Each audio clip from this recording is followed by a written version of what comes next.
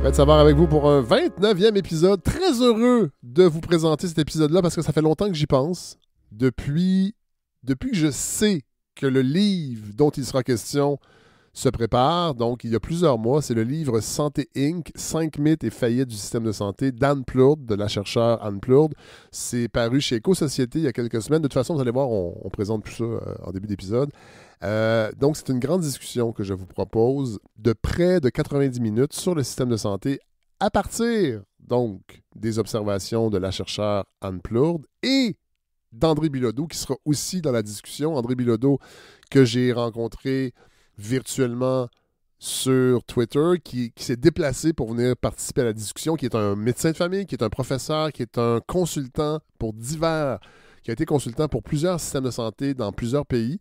Donc, ça ajoute vraiment une densité à la réflexion sur ce système de santé. Vraiment, je suis très content de cet épisode-là, puis je suis content qu'il se soit matérialisé. C'est ce que je vous offre, donc je m'arrête ici, j'irai pas plus loin parce que c'est quand même près de 90 minutes. C'est assez costaud, mais pas trop en même temps, et ça nous concerne tous, bien sûr, parce qu'on parle de santé. On parle du système qui, parfois, on y a accès, des fois non, et on va essayer de comprendre pourquoi et d'aller même plus loin. Alors voilà, et on se retrouve à la toute fin. Je vous souhaite un très bon épisode.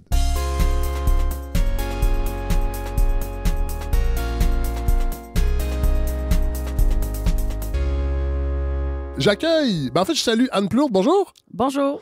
Vous avez publié il y a quelques mois quelques semaines, on pourrait dire? Oui, quelques semaines. Oui. Santé Inc. Mythes et faillites du privé en santé chez Éco-Société. Parlez-nous de vous un peu, Anne Plourde. C'est votre deuxième livre.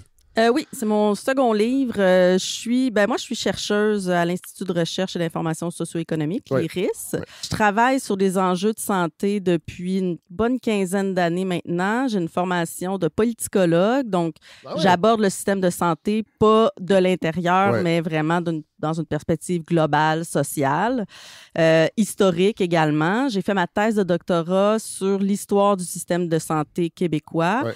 Plus spécifiquement à travers l'histoire du modèle des CLSC, donc les centres locaux de services communautaires. Et ça, c'était en fait l'objet de mon premier livre. Là, le capitalisme, c'est mauvais pour la santé? Exactement, que j'ai publié en 2021. André Bilodeau, bonjour. Bonjour. Vous êtes la partie dans l'intérieur de la bête. Oui, depuis longtemps. On s'est découvert, je vous ai découvert sur Twitter. Oui. Twitter, ça a beaucoup changé. C'est encore un endroit où on peut découvrir des gens intéressants. Et j'aimais beaucoup ce que vous tweetiez sur le système de santé ici et ailleurs. Oui, en fait, moi, je suis médecin de famille de formation, donc, et puis même, j'ai commencé à travailler dans le système de santé bien avant, parce que pendant que j'étais étudiant au cégep, j'étais PAB, préposé aux bénéficiaires, dans un hôpital de Québec, et puis que j'ai continué à faire pendant que je faisais mes études en médecine au début des années 80, 1980, 1983, 4.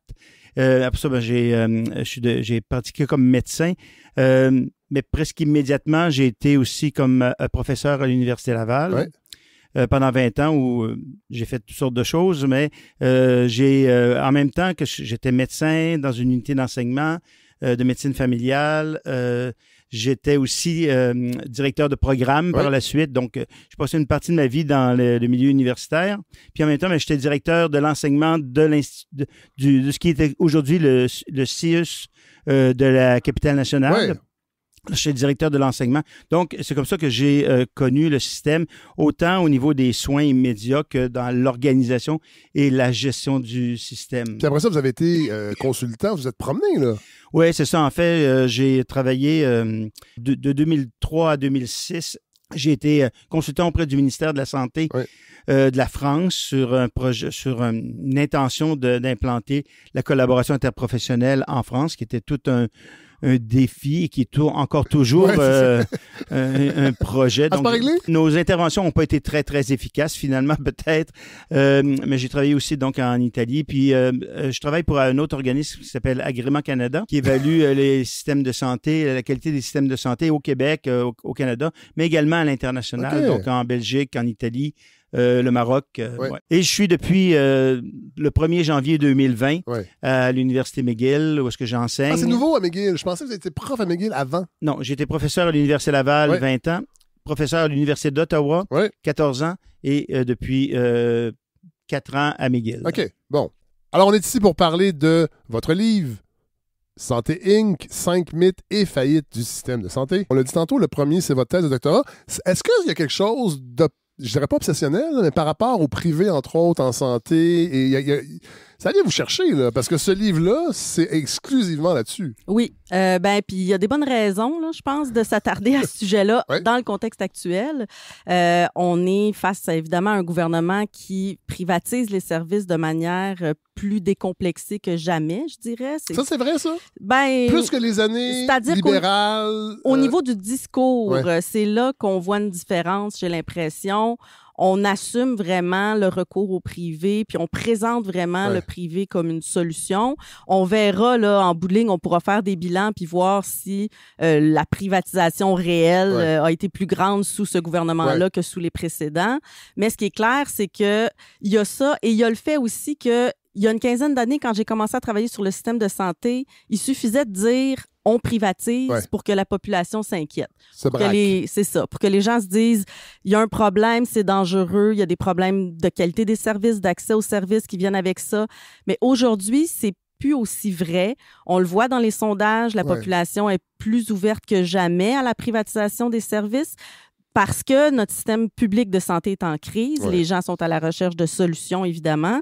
Est-ce qu'il est en crise vraiment ou il y a une perception un peu tronquée, un habile mélange de lobby? On le sait, il y a des compagnies d'assurance qui veulent que le privé soit plus présent. Il y a eu même des empires médiatiques possédés. Mettons je vais dire un mot comme ça, l'Empire des Marais, entre autres, qui vend de l'assurance, qui avait un journal qui a toujours été favorable à la privatisation du réseau de la santé. Mais est-ce que le système actuel, au-delà de ce qu'on peut en lire, est réellement en crise? Majeure. Je dirais qu'il y a une véritable crise de l'accès aux services. Bon. Il y a au niveau de la qualité des services. Oui, je veux dire, puis toutes les données convergent pour aller vers ça. Puis il suffit d'ouvrir les journaux pour le voir. Là, les listes d'attente dans à peu près tous les secteurs, puis même dans des secteurs prioritaires, là, je veux dire, la protection de la jeunesse, les services à domicile, l'hébergement, les urgences. On est même rendu qu'on ferme des urgences d'hôpitaux parfois. Il y a une crise d'accès aux services qui est très claire. Une fois qu'on a accès aux services, en général, ce qu'on a tendance à considérer, c'est que ça va bien une fois qu'on est entré dans le système, mais il y a un vrai problème d'accès aux services. Donc, dans ce sens-là, je pense qu'on peut véritablement parler d'une crise, puis elle est vécue au quotidien par la population qui tente d'accéder à des services. En fait, mon point, puis André, vous voulez parler, mais mon point, c'est que j'ai l'impression que ça fait depuis toujours, en fait, qu'il y a un discours sur le système public en crise. C'est pour ça que je dis, est-ce qu'aujourd'hui, c'est pire qu'avant ou là, on assiste à vraiment une entrée du privé qui concorde avec un discours médiatique et un discours social, André Bilodeau? En fait, je pense qu'il y a les deux. Je pense qu'il y a une partie qui est réelle. OK? Il y a une partie qui est réelle, puis je suis d'accord sur les difficultés d'accès, mais j'irai plus loin. Il y a aussi une difficulté au niveau de la qualité. Il y a une difficulté aussi qu'on aborde de peu, mais sur les coûts prohibitifs que notre système de santé engendre par lui-même. Au fond, pour chaque dollar qu'on investit ici en santé, nos comparateurs donnent plus de services avec une meilleure qualité que ce que nous, on arrive à donner. Alors, je pense que ça, il y a une partie qui est vraie. Attendez, nos comparateurs et ce qu'on arrive à donner, qu'est-ce que vous voulez dire exactement? Je vais donner un exemple. Il y a l'ICIS, l'Institut canadien d'information en santé, a un concept qui vient de l'OMS, qui est le coût d'une hospitalisation standard. Prenons une pneumonie chez une femme de 45 ans, c'est une hospitalisation standard. Ben, nos coûts sont 33% plus élevés que ce que l'Ontario a comme coût. On dépense plus que 8 400 $, puis l'Ontario, 6 200. Puis quand on fait le tour dans le monde... Ça inclut la masse salariale, ça inclut l'ensemble de tous les coûts. Alors, donc, on a aussi... alors, les choses se faisant... Partout d'ailleurs en Occident, on est devant un problème des systèmes de santé. Partout, les systèmes se disent chacun exsangue. Si vous lisez, encore récemment, il y avait des articles aux Pays-Bas qui parlaient de l'incapacité d'accès au système de santé parce qu'ils ont, ils ont eu depuis toujours un genre de ticket modérateur, ce qui est une coassurance en fait. Mais leur degré... Ça semble être une crise, mais leur degré d'accès, vous savez, ils couvrent, les études montrent que les les besoins de santé non couverts, ici, sont à peu près de 12 à 13 sont à 1 aux Pays-Bas. Bon. Mais ils sont dans une crise. Alors, il y a une perception, en fait. Alors, je pense que c'est ça. L'idée, il y a une réalité qui est difficile, qui est vraie, puis qui est mesurable, comme vous le dites. Mais il y a aussi une question de la construction du discours sur le système de santé et avec comment je dirais ça, la manière d'engager des solutions qui peut-être font pire que la situation antérieure. Et ça, nonobstant d'ailleurs la question du recours au privé ou non, je crois. Là, Anne-Claude, on va revenir à votre livre tout de suite. On va rentrer avec le premier mythe parce que là, tantôt, vous disiez, on a l'impression que le discours, la population est plus perméable à l'idée du privé en santé.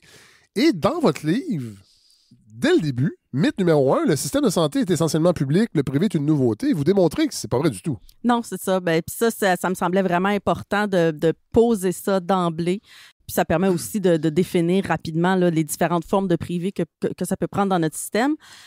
Mais effectivement, contrairement à l'idée qu'on en a, le secteur privé, la place du privé est loin, très, très loin d'être marginale au Québec.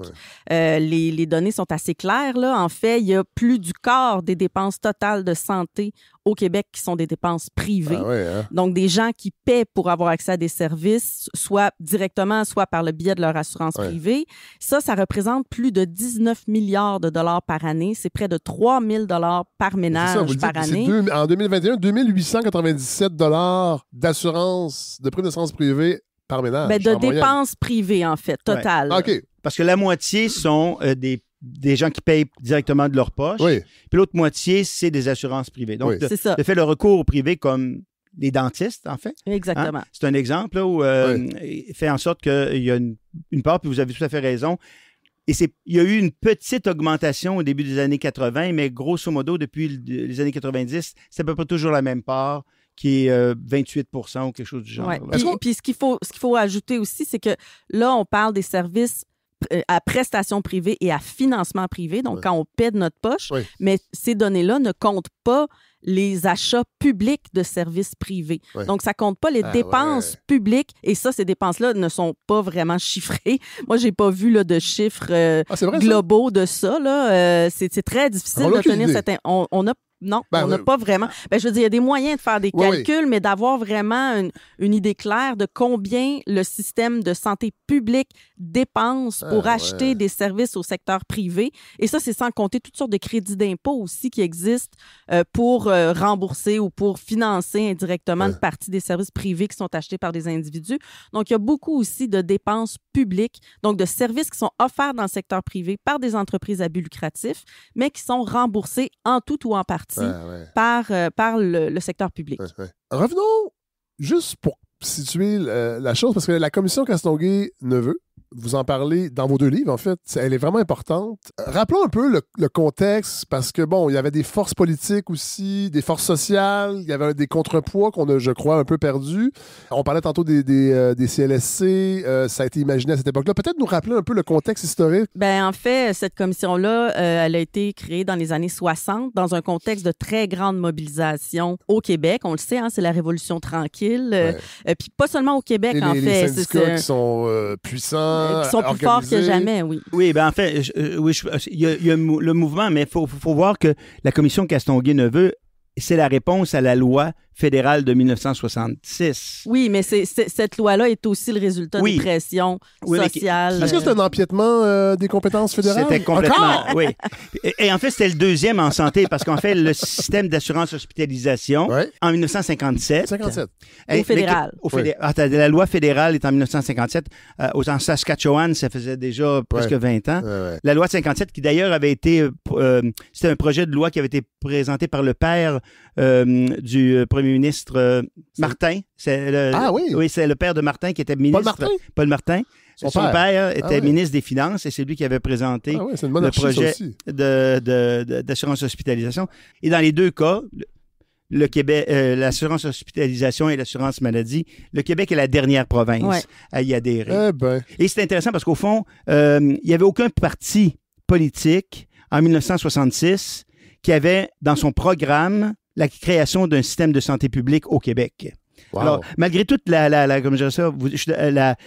l'ébullition. On en avait beaucoup pour l'éducation. Mais la santé est un peu le parent pauvre. Mais la santé était parent pauvre parce qu'au fond, je sais peut-être pour les raisons que tu nommais tout à l'heure. En fait, il y avait beaucoup de lobbies. Il y avait le lobby des médecins lui-même. Il y avait beaucoup de choses derrière. Oui, mais en fait, c'est que ce que l'histoire montre, puisque la recherche dans les archives justement du mouvement syndical, du milieu des affaires, des chambres de commerce, qu'on constate, c'est que les revendications du mouvement syndical en faveur d'un système public de santé, en faveur d'une assurance maladie publique, existait depuis très longtemps. Les pressions étaient relativement fortes, mais en même temps, la résistance à ça était très forte. Un peu partout au Canada, mais au Québec particulièrement, il y a eu une convergence d'acteurs qui se sont opposés systématiquement et fortement à l'implantation d'une assurance maladie publique. On parle des congrégations religieuses qui voulaient évidemment garder le contrôle de ces services-là, qui étaient en partie entre leurs mains. Il y avait les assureurs privés, il y avait le patronat qui ne voulait pas de ça non plus, et il y avait les médecins. Parce que ça allait coûter de l'argent. Parce que le patronat préférait des services de santé qui étaient contrôlés par le patronat. Donc, ils préféraient offrir des assurances d'employeurs, en fait, ce qui permettait de retenir ou de discipliner les travailleurs. De contrôler, c'est ça. Exactement, ce qui donne un certain contrôle. Donc, il y a eu une résistance qui a été un succès, en fait, pendant plus longtemps ici qu'ailleurs, ce qui a fait qu'au Québec, quand on a finalement adopté notre système de santé au début des années 70, le rapport de force sociale était plus favorable que jamais au mouvement syndical à ce moment-là, un peu partout dans le monde et au Québec aussi, qui a fait qu'on a créé un système de santé plus original, plus progressiste qu'ailleurs aussi.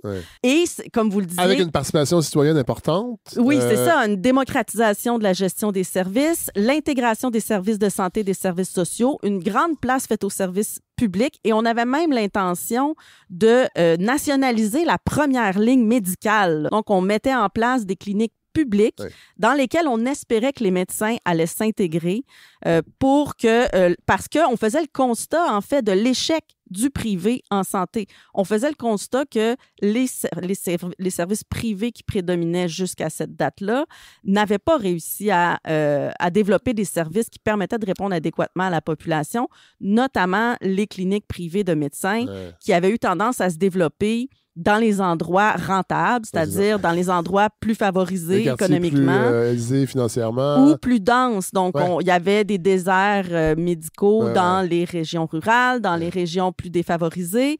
Et donc, c'est en partie pour répondre à ça qu'on s'est dit, on va développer un système public qu'on va être capable de distribuer sur le territoire en fonction des besoins et non pas en fonction de la rentabilité.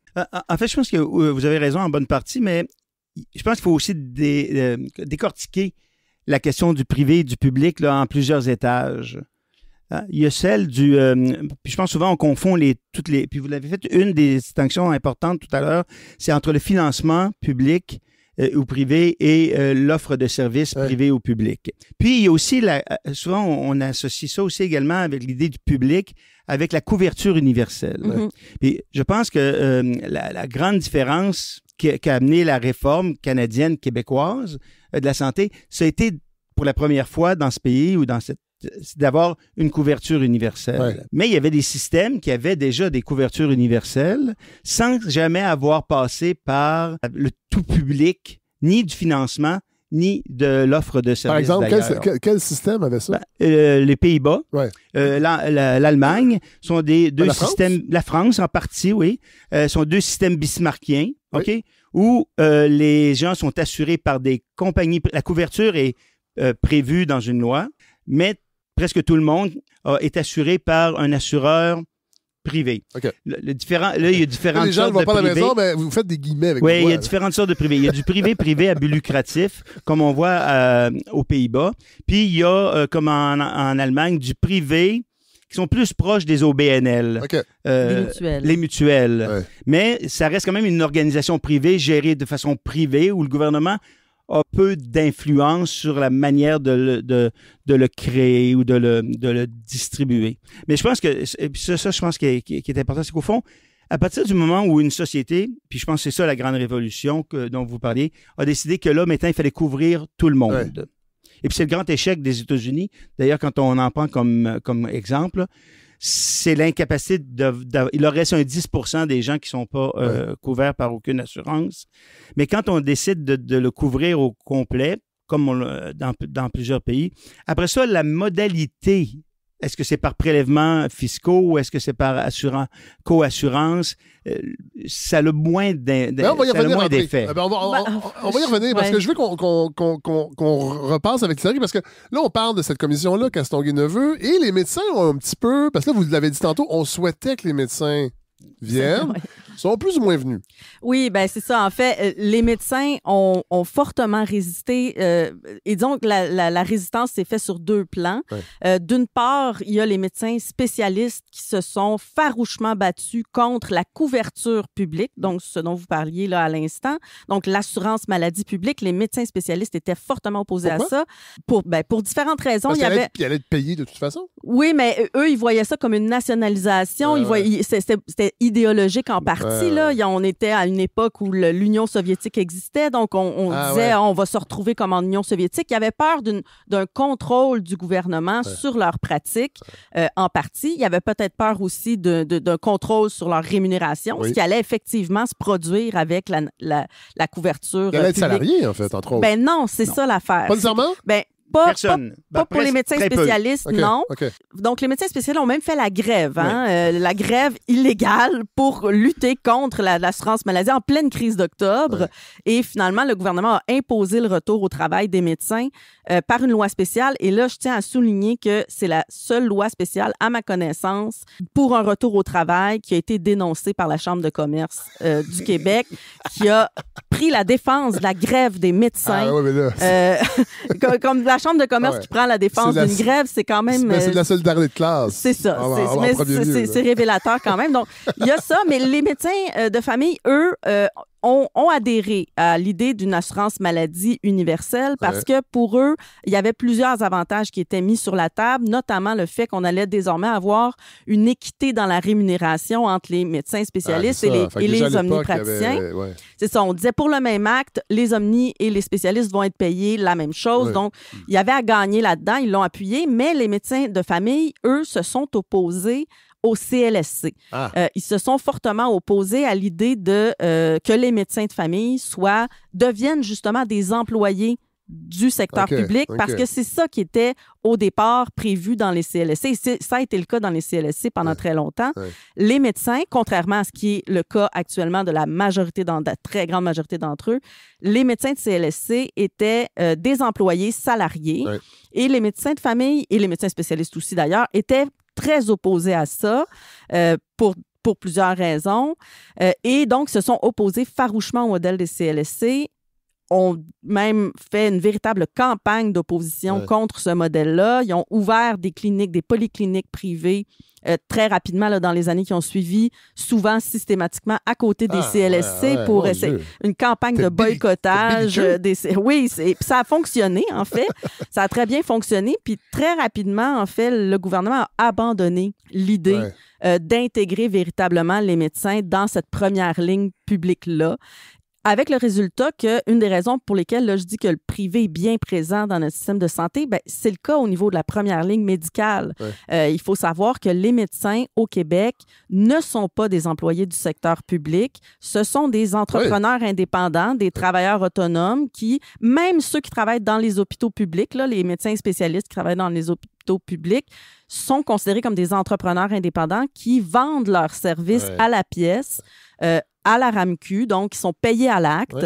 Et donc, on est vraiment dans un régime de prestation privée des services avec un financement public. Ça, on ne peut pas jamais, André Bilodeau, même réfléchir à ça. On dirait que c'est comme un tabou ultime. On ne touche jamais à ça. On peut pas y réfléchir collectivement. Je pense que c'est toujours délicat. Je pense que c'est moins délicat aujourd'hui que ça l'était dans le passé. Je voudrais juste rajouter sur la question des CLSC, avec laquelle je suis parfaitement d'accord avec vous. C'était probablement l'idée la plus révolutionnaire de la commission, mais la plus rapidement abandonnée pour les raisons que vous avez nommées, mais également aussi par le désintérêt du politique. Oui, ça, je suis d'accord avec vous. C'est pas long. Le Castonguay produit le rapport. Et rappelons que Claude Castonguay, c'est pas un gauchiste. Là. Absolument pas. Non. Il produit le rapport, il devient ministre. Ils vont ouvrir une dizaine de CLSC. C'est un libéral sous Robert Bourassa. Hein? Puis il met un moratoire. En 74, un moratoire déjà. Oui, 74 qui va être renforcé par le gouvernement péquiste qui rentre et là qui arrête toute forme de développement des CLSC. Et de 74 à 82-3, là, au moment où on a décidé de effectivement généraliser finalement le modèle des CLSC. Mais plus sur la base. Plus sur la même base. Plus sur la même base. Déjà, la base communautaire commençait à s'effriter. Parce qu'initialement, il devait y avoir 200 quelques CLSC au Québec sur des petits territoires. Là. C'est pas un désintérêt politique, hein. En fait, le gouvernement a créé les CLSC un peu à reculons, là. C'était un projet qui tenait pas chaud au cœur là, au gouvernement libéral. Il y avait des pressions très fortes qui venaient du mouvement syndical, du mouvement populaire et en fait, en 74, au moment où il décide du moratoire, il faut aller voir les débats à l'Assemblée nationale autour du projet des CLSC qui était déjà implanté depuis quelques années. Puis là, suite aux élections de 73, c'est un nouveau gouvernement libéral, toujours le gouvernement de Robert Bourassa, mais Claude Castonguay n'est plus là. C'est Claude Forget qui l'a remplacé comme ministre libéral des Affaires sociales. Et le ministre doit défendre, donc, pendant l'étude des crédits, doit défendre l'utilisation des fonds publics pour financer les CLSC. Et là, ce qui est très fascinant, c'est que ce ministre-là subit une fronde ouverte de ses propres députés. Donc, c'est des députés libéraux qui vont se mettre à questionner le ministre sur la pertinence, et c'est des députés médecins en partie, qui vont questionner le ministre sur la pertinence de ce modèle-là, une vraie attaque frontale. Et c'est finalement les députés péquistes qui défendent le ministre et son projet de CLSC. Donc, il y a vraiment quelque chose de particulier qui s'est passé. Il y avait vraiment une contre-offensive très forte contre ce modèle-là, qui venait des médecins, mais qui venait aussi d'une offensive plus large, je dirais, là, du milieu des affaires contre la nationalisation, en fait, des services. C'était pas seulement les médecins là, qui étaient contre, c'était vraiment une offensive contre la hausse des dépenses publiques, etc. Il y a plus le sens. Ils ont même, tu sais, au fond, initialement, je prends un exemple, les soins à domicile étaient basés dans le CLSC. Ben, c'était sorti du CLSC. On a vidé tranquillement le CLSC de sa substance. Il reste des soins courants, ce qu'ils appellent les soins courants, famille, enfance, jeunesse, un peu. Puis même là, on a sorti beaucoup de services des CLSC aussi depuis 2015 environ pour les transférer dans les GMF, donc, qui sont des groupes de médecine de famille, qui sont des cliniques privées, en très grande majorité, là, disons plus de 74 % privés, 15 % mixtes qu'on appelle, donc public-privé. Il y a seulement une dizaine de pourcents des GMF qui sont entièrement publics. Et ça, ben, c'est ça. Ça, c'est une vraie privatisation des services. Là. Ben, on y arrive, c'est le mythe numéro 2. Le privé coûte moins cher. Oui. Bon, les GMF, là. Comment ça marche? Faut dire que les GMF, c'est un modèle en évolution constante. Là. Il y a des réformes continuelles. Et là, il y en a eu très, très, très dernièrement avec le guichet d'accès à la première ligne. On leur donne des nouveaux mandats. Le G, c'est pas pour Gaétan. Hein? Non, mais ça pourrait. Mais ça fait longtemps que ça existe, par contre. Okay. Avant le ministre Barrette? Oui. Okay. Les GMF, ça existe depuis... En fait, c'est le PQ qui a créé... C'est François Legault. C'est sous François Legault que les GMF ont été créés au début des années 2000. Donc, ça fait plus de 20 ans qu'ils existent aujourd'hui. Et en fait, les GMF, ce que c'est historiquement, c'est une tentative de reproduire le modèle des CLSC, mais sous une forme qui convient aux médecins. Au sens où on a essentiellement... André Bilodeau n'est pas sûr. Non, je suis d'accord. Oui, bien, on a pris les polycliniques que les médecins avaient créé pour faire compétition au CLSC. Puis on a dit, bon, mais c'est ces cliniques-là qui vont devenir la nouvelle première ligne médicale parce qu'on est bien obligé de constater que si on demande juste aux médecins volontairement de s'intégrer dans les CLSC, ils le feront pas. Il y en a eu, là. Il y a eu quand même des médecins qui ont été en CLSC, mais une petite minorité. Donc, on va... Des médecins marxistes. Ben, probablement. Mais non, il y avait aussi des enjeux de conditions de travail. Il y a des médecins qui préfèrent le salariat, qui préfèrent ne pas... C'est pas des entrepreneurs. C'est ça. Ils veulent pas gérer une entreprise. Ils veulent donner des soins dans une clinique. Donc, et donc, on a créé les GMF qui, au départ, c'était très basique là, comme modèle. On voulait faire aux médecins quelque chose de très peu révolutionnaire, en fait. Là. On voulait inciter les médecins à travailler en groupe et en équipe multidisciplinaire et à offrir des heures d'ouverture plus étendues. Ah, ouais. En gros, là. Puis ça, je veux dire, ça fait 100 ans qu'on sait que si les médecins faisaient ça, ça irait mieux. Ouais. Mais ils ne faisaient pas d'eux-mêmes. Ouais, sauf les polycliniques, ils l'ont fait parce que c'était ça. C'était un peu de la médecine de groupe. Ouais. Puis l'idée, c'est si on met des médecins en groupe, pratiquer en groupe, ben ça va être plus facile d'offrir des heures d'ouverture étendues que le médecin seul dans son petit cabinet solo. À la clinique 10-30, c'est pas ça. Mais non, mais c'est ça. Fait que là, on a donné au GMF un mandat. Vous devez être ouvert. Vous devez travailler en groupe, donc des médecins en groupe. Vous devez être ouvert les soirs et les fins de semaine pour désengorger les urgences. En fait, ce qu'on constate depuis 20 ans systématiquement, c'est que les GMF ne font pas ne respectent pas ces conditions de base-là. La pratique en groupe, oui, mais les heures d'ouverture, non. En 2015, la vérificatrice générale avait dénoncé une pratique qui avait cours dans les GMF qui était de prendre des ententes de service. Donc, les GMF prenaient des ententes de service avec d'autres établissements pour que ce soit les autres établissements qui donnent une partie de leurs heures d'ouverture. Ils sous-traitaient ce qu'ils n'avaient pas envie de faire. Exactement. Et ils recevaient quand même leur financement. Et là, la vérificatrice générale avait dit qu'il y a 40 % des GMF qui font ça.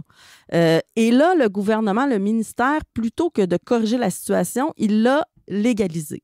Donc, il a permis aux GMF de plus petite taille, qui représentent la plus grande partie des GMF, de faire ça, de sous-traiter une partie de leurs heures d'ouverture à d'autres établissements. Et encore aujourd'hui, là, j'ai fait des demandes d'accès à l'information pour un bilan dans 2022 que j'ai publié. Il y a encore 40 %, même 41 % je crois, des GMF qui ont des ententes de services comme ça avec d'autres établissements, donc qui ne donnent pas eux-mêmes les heures d'ouverture les soirs, les fins de semaine.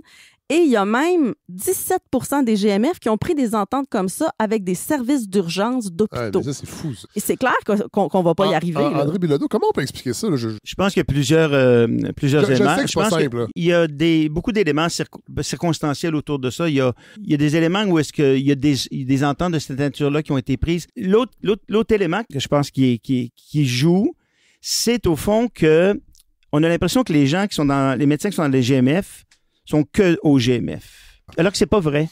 C'est justement une réforme qui a été faite aussi par M. Legault qui a imposé les AMP, les activités médicales particulières, au début des années 2000, si je me souviens bien, là, qui a au fond prélevé 20 % du temps des médecins dans la première ligne pour les amener dans les hôpitaux.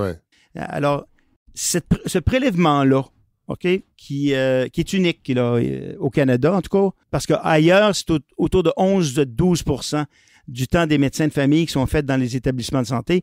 Au Québec, on est à 31-32 % de leur temps qui est passé dans les établissements de santé. Parce qu'au fond, si on est capable de démontrer que les gens ne font rien, on pourrait dire, oui, ils imputent ou ils créent un manque d'accès par mauvaise foi. C'est pas la réalité, là, non plus. Non, c'est clair que je suis pas en train de dire que les médecins en GMF ne travaillent pas, là. C'est pas ça du tout.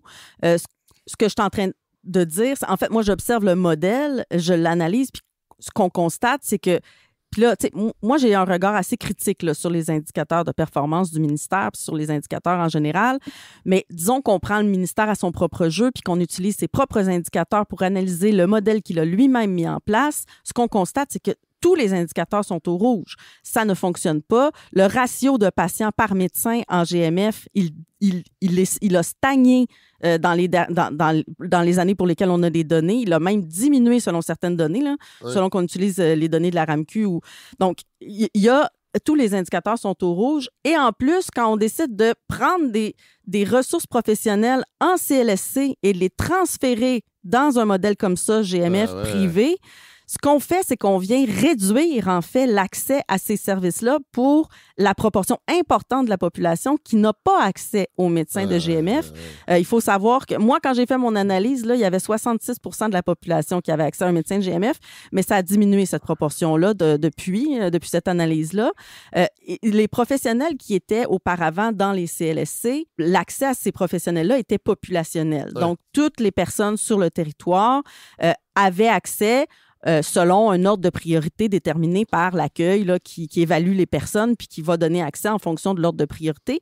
Là, on parle de travailleuses sociales, de psychologues, de nutritionnistes, d'ergothérapeutes, d'orthophonistes, de toute une équipe multidisciplinaire qu'on a enlevée au CLSC pour les mettre en GMF. Et là, pour avoir accès à ces services-là, ben, il faut être inscrit auprès du médecin du GMF. Ouais. Il faut d'abord passer par le médecin avant de pouvoir voir l'autre professionnel. Donc, le médecin va être payé pour voir la patiente, la patiente ou le patient, va lui référer et c'est lui qui va faire l'évaluation, si on veut, et qui va décider qui va voir ces professionnels-là. Les professionnels sont placés sous l'autorité des médecins du GMF, alors que ce n'était pas le cas non plus dans les CLSC. La clinique, si elle lui appartient, ce qui a des bonnes chances d'être le cas quand c'est pas une grande entreprise, en fait, qui est propriétaire des chaînes de GMF, ben, c'est lui qui a le contrôle sur la façon dont le travail est effectué, sur l'organisation du travail. Ça pose toutes sortes de problèmes. On n'est pas en train d'améliorer l'accès aux services en privatisant de cette manière-là. Au contraire, c'est des centaines de milliers d'heures de services par année qui ont été perdus en consultation psychosociale pour la population qui est sans accès à un médecin de GMF. C'est pas un modèle qui fonctionne. Moi, mon constat est accablant. Ce modèle-là, je comprends pas pourquoi on continue de... Puis on continue encore le gouvernement, là, dans sa nouvelle réforme de la première ligne, place ce modèle-là au cœur de sa réforme. On leur donne encore plus de financement parce que là, il faut savoir que les médecins qui travaillent en GMF, ils reçoivent des centaines de millions de dollars par année. Le financement? Ben, en fait, c'est que les médecins qui travaillent dans des cliniques privées sont payés à l'acte. Et ça, c'est tarifé, c'est uniforme. Tarifé, c'est ça, c'est uniforme, ils sont payés à l'acte. Dans leur clinique privée, quand c'est pas un GMF, les médecins, il y a une partie de leur rémunération, la RAMQ l'évalue à peu près à 30 %, qui sert à payer leurs frais de clinique. Donc, non seulement on paye la rémunération des médecins, mais on paye pour la clinique qui appartient aux médecins. Donc, il y a une partie de leur rémunération, puis là, il y a toujours des débats sur est-ce que c'est suffisant, est-ce que les médecins, en fait, leurs frais sont plus importants. Bon, on peut pas le savoir parce qu'il n'y a pas de transparence dans la gestion des cliniques privées. On n'a pas accès à leurs rapports financiers. Là. On peut pas aller voir comment l'argent est dépensé. Donc, on a une portion de la rémunération qui sert à payer les frais de clinique. Mais là, pour encourager les médecins à prendre plus de patients et à travailler en groupe, etc., et à ouvrir plus longtemps, on a dit, vous allez vous former en GMF et on va vous subventionner davantage. Donc, on va vous donner des subventions pour payer vos frais de fonctionnement, qui, en théorie, sont déjà payés par les frais de... Bon, mais on va en rajouter pour intégrer des nouvelles professionnelles, pour agrandir vos locaux peut-être. Donc, c'est ça. On ajoute des subventions pour que les GMF respectent certaines conditions, dont des heures d'ouverture étendues, notamment. Ça, c'est des centaines de millions. Et là, le gouvernement Barrette, en 2016, c'est peut-être à ça que vous faisiez référence tantôt, a dit, ben, on va prendre le modèle des GMF et on va en faire des super GMF. Ah, c'est ça. C'est les super cliniques dont le mandat, c'est d'améliorer l'accès pour les patientes et les patients orphelins. Donc, on va donner à ces cliniques-là, qui sont des GMF, on va leur donner encore plus d'argent en échange d'un accès à des rendez-vous d'urgence pour des patients et des patientes orphelins. On a accès aux données de est-ce que les super cliniques, est-ce que ça fonctionne? Mais non! En fait, ce qu'on constate, c'est que depuis leur création en 2016-2017, chaque année, systématiquement, il y a plus de 50 % des GMF, des super cliniques, qui donnent moins de rendez-vous, de 100 rendez-vous, que ce qui est prévu par leur entente. Et là, on parle de beaucoup moins. Là. C'est des centaines de milliers de rendez-vous par année qui sont perdus, qui ne sont pas... C'est un problème structurel. Ben oui, ça, je suis d'accord avec ça. André, tantôt, vous disiez, vous donnez des comparaisons avec l'Ontario ou le reste du Canada, puis on a l'impression qu'à ce qui a trait aux heures, au nombre de patients pris en charge, bon, on est toujours un peu à la traîne, mais j'ai pas l'impression, en tout cas, peut-être que je suis naïf, mais c'est que les médecins travaillent moins ici. J'ai l'impression que structurellement, c'est difficile que les soins se rendent aux bonnes personnes. Oui, ben en fait, je pense qu'il y a plusieurs causes. Une chose que je crois qui est le plus grand problème des GMF dans la conception, parce que je pense que c'est by design là, que l'échec arrive, là, c'est un peu comme pour l'ensemble du système de santé, remarquez, là, je pense que c'est un peu le même problème. C'est qu'au fond, on n'a pas créé des conditions initiales importantes. La première chose, c'est la responsabilité populationnelle. Mm-hmm. On devrait être capable de dire, puis on a suffisamment de données sociodémographiques de toutes sortes pour dire telle région, avec les caractéristiques, l'âge, les problèmes, la complexité, on connaît toutes ces choses-là. Voici le nombre de médecins, de ressources que ça prend. Voici l'argent qui va avec, parce que ça ressemble à une partie de on est capable d'associer aussi l'argent à partir des besoins. Puis, prenez charge de la population, vous en répondez. C'est pas, et vous dites qu'on n'est pas capable de faire ça. Et c'est pas vrai. Non, mais on l'a fait, ça, historiquement. Je veux dire, on le faisait déjà plus dans un système public qu'en privatisant les services. Je travaille en Outaouais, puis on n'a jamais fait une distribution populationnelle des ressources. On n'a jamais fait une responsabilité populationnelle, sauf pour les 6 au global. Ce qui ne veut pas dire qu'ils sont responsables véritablement des sous-populations dans leur... Des fois, il y a des sous-populations qui sont abandonnées par les 6. Donc, la notion même de responsabilité populationnelle, puis de répondre. Mais là, on va dans le sens inverse là, avec les GMF. On s'éloigne d'une responsabilité populationnelle parce que... Puis un autre aspect important du problème, tu sais, quand on compare, par exemple, peut-être avec l'Ontario, c'est que... Ça, François Legault va aimer ça parce qu'il en parle beaucoup. Ouais. Non, mais... Ben, des fois, ça marche, des fois, non. Hein? Non, mais ça dépend. En santé, il n'en parle jamais. Non, c'est ça. Mais un autre aspect du problème qui est important, c'est que les services de santé au Québec, puis dans beaucoup d'endroits, mais c'est particulièrement criant au Québec, sont fortement centrés sur les médecins. Et ça on pourrait déléguer. On pourrait faire ça complètement différemment. Là, on commence un petit peu peut-être à avoir des ouvertures, là, mais ça donne une énorme pression et une énorme responsabilité aux médecins, qui sont seulement 20 000. Hein. Au Québec, là, faut quand même le dire. Là, c'est pas beaucoup, ça? Non, c'est pas beaucoup comparativement à ce qui existe ailleurs dans le monde. On fait partie des pays occidentaux où il y a le moins de médecins par habitant, des pays de l'OCDE. Là, mais par contre, on fait partie des pays de l'OCDE où les médecins sont le mieux payés au monde. Tiens. Et là, ces deux choses-là, ça va ensemble. Si on choisit de payer nos médecins 400 000 $ par année en moyenne, on peut pas en avoir le double parce que, je veux dire, déjà, la rémunération médicale, c'est un gouffre financier. C'est 20 ben là, c'est un petit peu moins parce qu'il y a tellement eu des investissements massifs pendant la pandémie que ça a dilué un petit peu la rémunération médicale. Mais on n'est pas loin du 20 là. C'est ça. Ben là, je pense qu'on tourne autour du 15 en ce moment. Mais on a déjà dépassé le 20 là, il y a quelques années. Et donc, on peut faire confiance au Collège des médecins pour ramener ça à 20 éventuellement? C'est les fédérations, ça. C'est pas le collège. Mais le collège joue un rôle indirectement au sens où c'est le collège qui résiste à la délégation d'actes en faveur des autres professionnels. Puis quand on fait ça... les infirmières, les pharmaciens... Les infirmières praticiennes spécialisées, les autres professionnels qui pourraient prendre en charge une partie du travail qui est fait par les médecins, le Collège des médecins, historiquement, a toujours résisté à ça.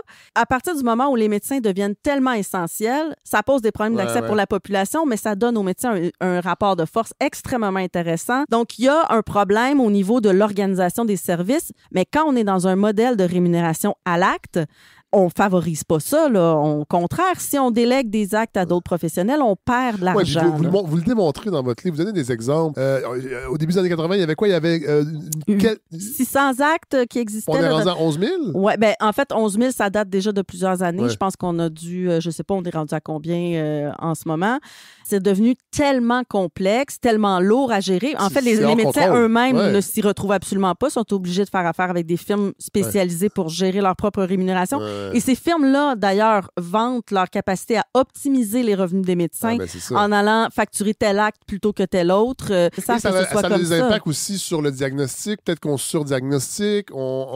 Est-ce que ça va jusque-là? Oui, il y a du enfin, il y a beaucoup de gaspillage en santé. On pense, les études montrent entre 25 et 30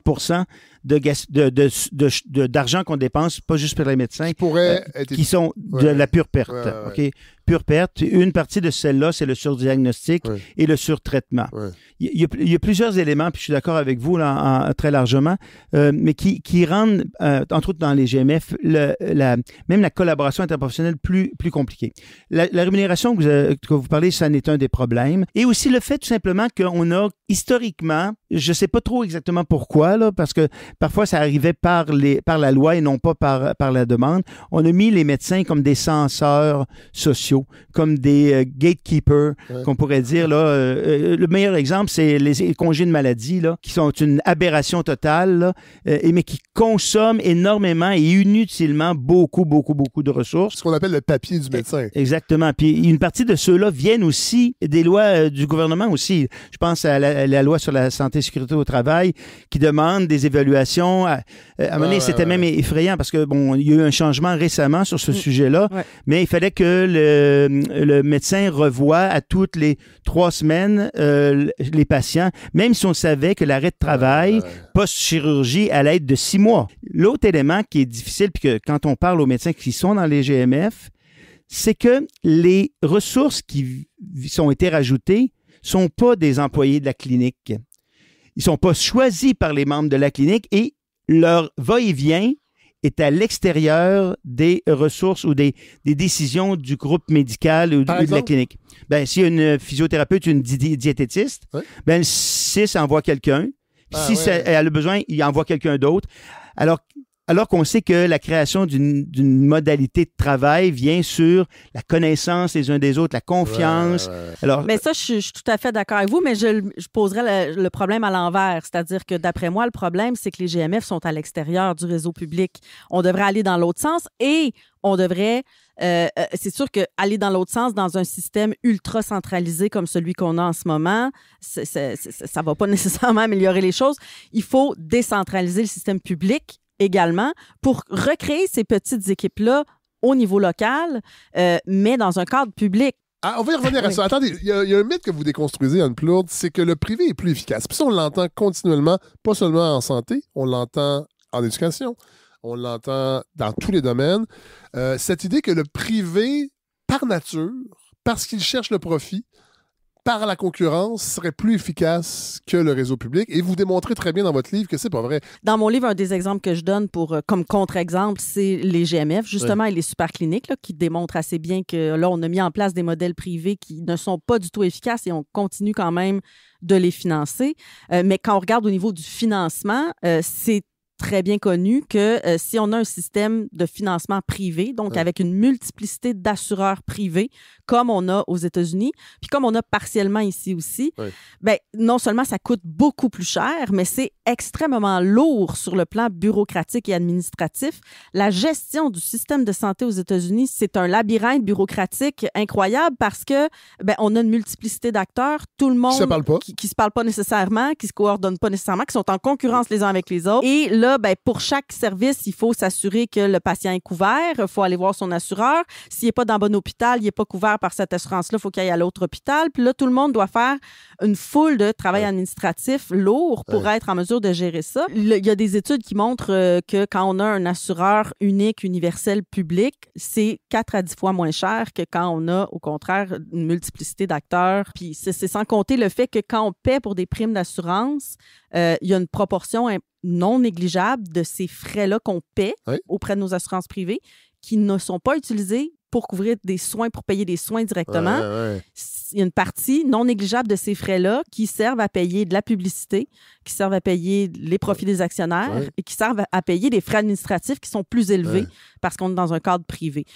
C'est pour ça, d'ailleurs, que le gouvernement fédéral envisage là, la mise en place d'une assurance médicaments publics universelle. Les commissions d'enquête... Ça a été démontré. C'est ça. On s'attend à économiser entre 1,5 et 4 milliards de dollars par année en coût global de médicaments parce que, notamment en raison des lourdeurs bureaucratiques, administratives qui sont associées. Mais est-ce que le réseau privé harnaché à un chien de garde ou des bons indicateurs pourrait être efficace? André Bilodeau? Parce que je parlais de vous donner l'exemple des Pays-Bas, de l'Allemagne. Ben, je pense que les Pays-Bas est un bon exemple où on a une... Parce que il y a 2 systèmes. L'Allemagne est un système d'assurance privée non compétitif. Aux Pays-Bas, c'est un système d'assurance privée compétitif. Ce système-là coûte moins cher que le nôtre, OK? Parce que nous, on met 12,3% de notre PIB sur le système de santé. Les Pays-Bas en mettent 9,8%. Et avec que des fournisseurs de soins à 97%, ce sont des fournisseurs de soins privés. À but lucratif? Les deux. Ils ont des hôpitaux au BNL, puis ils ont des hôpitaux à but lucratif, mais le fait que l'assureur paie dans les 2 cas, il y a une sorte de normalisation des coûts de part et d'autre, parce qu'au fond, on ne paye pas sur la facture, on paye sur l'activité. Et ça, je pense que c'est un autre élément qui est important, c'est qu'au fond, ces systèmes-là, puis c'est comme ça aussi en Australie, ont créé véritablement un système qui est Activity-Based Funding. Tu reçois de l'argent si tu donnes des services. Si tu donnes pas de services, ben, tu reçois pas d'argent. Ça, c'est le financement à l'activité. Financement à l'activité. Ça, c'est à 180 degrés par rapport à ce qu'on fait ici? Oui. Ici, c'est du financement historique. Ouais. Donc, on donne... On a une petite activité là, en IRM, puis dans hanches et genoux qu'on commence à faire. Historique, ça veut dire c'est-à-dire qu'on se base sur le budget de l'année d'avant, on le bonifie en fonction de l'inflation puis de certains que les services soient rendus ou non, whatever. Il y a des indicateurs. Les services sont rendus parce que les besoins sont... Oui. La demande est là, mais... On a des services non pas rendus parce qu'il y a des besoins pas couverts. Oui, c'est ça je veux dire. On est d'accord. Okay. Et le financement va être là pareil, que les besoins soient couverts ou non. Est là pareil. Oui, c'est ça. Alors qu'en Australie... il y a un problème. Même en Ontario. Même en Ontario. Parlons-en en Ontario. Même en Ontario, là, je veux dire, les très petits hôpitaux ont été retirés du ce qu'on appelle le HBAM, qui est un système de financement par activité. Il reste que 75% des hôpitaux sont payés sur le modèle de HBAM, donc qui font en sorte que l'hôpital est payé pour le service qu'il a pour un patient donné, pondéré là, selon la complexité, l'âge, les maladies concomitantes, des choses de cette nature. Tu dépenses après ça ce que tu veux ou ce que tu peux. Puis si ta livraison de service coûte plus cher que ce que tu reçois, tu manges tes bas. C'est ça. Non, mais il y a des problèmes. C'est pas la panacée, ça? Non, c'est pas la panacée. Non. C'est pas la panacée, mais il y a plus de services qui sont donnés qui coûtent moins cher que ce qu'on donne ici. Il y a des critiques importantes qui existent par rapport au financement à l'activité, puis notamment le fait que ça revient un peu à étendre la fameuse rémunération à l'acte des médecins, à transposer la même logique au financement des hôpitaux puis de l'ensemble des services de santé. C'est-à-dire que quand on met en place un mode de financement comme celui-là, on présume que le problème de l'accès est causé par un manque de volume de services. Mais c'est pas ça le problème. On manque pas de volume, là. C'est un problème d'organisation des services notamment. Puis quand on fait du financement à l'activité, on est en train d'implanter ça ici au Québec. Okay. Ça vient avec une lourdeur bureaucratique extrêmement importante. Là. Il a fallu fusionner plus de 16 000 bases de données au Québec. Il faut être capable de codifier chaque activité, chaque geste. Mais c'est le privé qui s'en est occupé, d'ailleurs. En partie. On a fait ça avec des projets pilotes publics-privés. On a comparé les cliniques privées et la façon dont ça se faisait dans le public pour constater, d'ailleurs, que ça coûtait plus cher au privé en moyenne. Mais donc, c'est ça, ça vient avec... on parlait tantôt de la rémunération à l'acte, là, qu'on est passé de 600 codes d'acte à 11 000. Là. Le financement à l'activité, c'est ça. Là. Faut mettre ça prend des codeurs. Ça prend un prix sur tout. Exactement, un prix sur tout. Et ça, ce que ça permet de privatiser beaucoup plus facilement les services et ça permet aussi de optimiser les dépenses. Ce qu'on fait quand on fait ça... Là... Mais Anne, André Bilodeau l'a dit tantôt aux Pays-Bas, au-delà des problèmes de cette structure de financement-là, ça coûte moins cher. Même si c'est privé, donc... Puis ils donnent plus de services. Mais est-ce que les services sont d'aussi bonne qualité? Sont meilleurs. À peu près tout, il existe plusieurs sources, que ce soit celle de l'OCDE, de l'OMS ou de la Commonwealth Fund, font des analyses sur la qualité. Évidemment, quand on arrive à évaluer la qualité des soins, c'est compliqué. Il y a beaucoup de dimensions. Oui, mais c'est ça l'affaire, c'est que il y a beaucoup de bonnes idées en gestion, comme par exemple la méthode Lean. Hein? Ça, c'est une autre méthode d'optimisation des services. Il y a beaucoup de bonnes idées qui, sur papier, fonctionnent très bien, qui peuvent fonctionner très bien dans une usine de Toyota, mais que quand on vient pour les appliquer dans un contexte néolibéral de restriction puis d'austérité, puis de restriction des dépenses, donne lieu à des dérives qui sont catastrophiques au niveau de la qualité des services, puis au niveau de l'accès aux services aussi. La méthode Lean, c'est un très bon exemple de ça. On s'est retrouvés avec... André, vous avez l'air. Oui, parce que j'arrive d'un hôpital qui a un certificat Lean, on a une formation Lean, on donne donc on est une certification. Une certification Lean. On a un institut. Dans l'institut, on offre les différentes formations. Et puis, moi, j'ai pas vu, parce qu'on en a fait des projets, c'est constant dans l'hôpital et on a toujours 6 ou 7 projets de Lean en cours. J'ai pas vu de réduction de la qualité. Vous savez qu'il y a travailleuses ici au Québec qui ont gagné des poursuites judiciaires parce que la méthode Lean qui avait été appliquée dans leur CIS... Alors, là, la différence, c'est comment on applique la méthode Lean. Mais c'est ça que je dis. Ici, on n'a pas... Ici, par la faute du ministre Bolduc... Ah, mon Dieu. OK? Oui.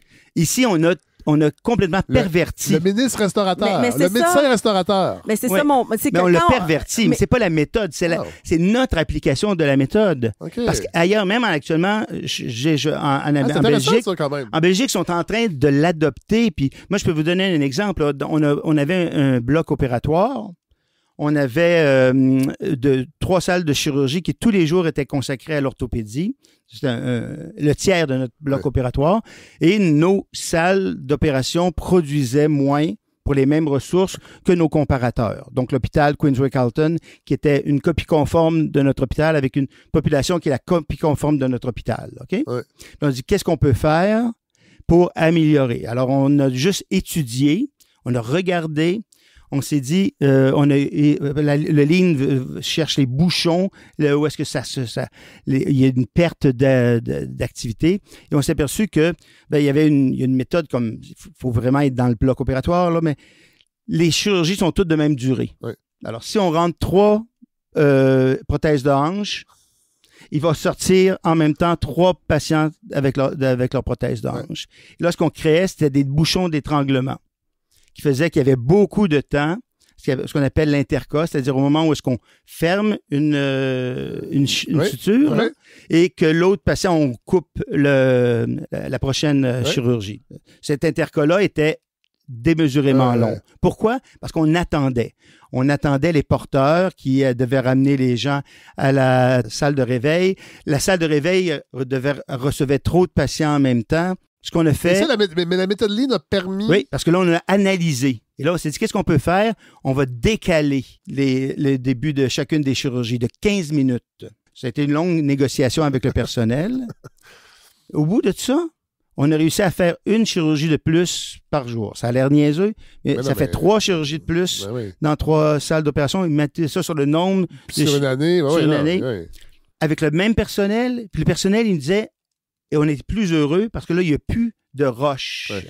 Ben, ça contraste beaucoup avec la façon dont la méthode Lean a été imposée ici. Je veux dire, moi, les témoignages que j'ai de préposés aux bénéficiaires ou de travailleuses sociales, c'est on se fait minuter pour le temps qu'on prend pour donner des bains. Puis là, on se fait dire, ben en moyenne, les gens peuvent donner des bains en 6 minutes. Fait que laisse faire la conversation avec la personne âgée.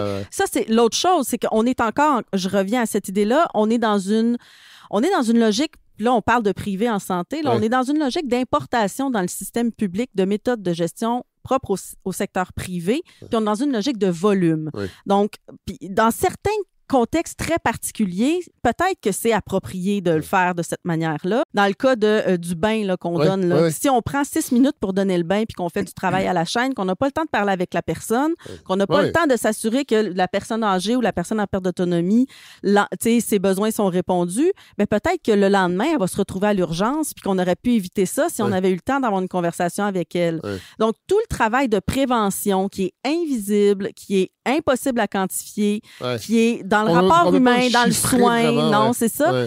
Tout ça, c'est ça qui va finalement être éliminé dans les processus qu'on va mettre en place pour essayer de maximiser le volume, puis pour être capable de dire à la fin, ben regardez, on a réduit la liste d'attente. Anne, plus je veux qu'on parle du dernier mythe, puis après ça, je veux qu'on va parler d'autre chose aussi. Le privé améliore la qualité des soins sans nuire à l'équité dans l'accès aux services.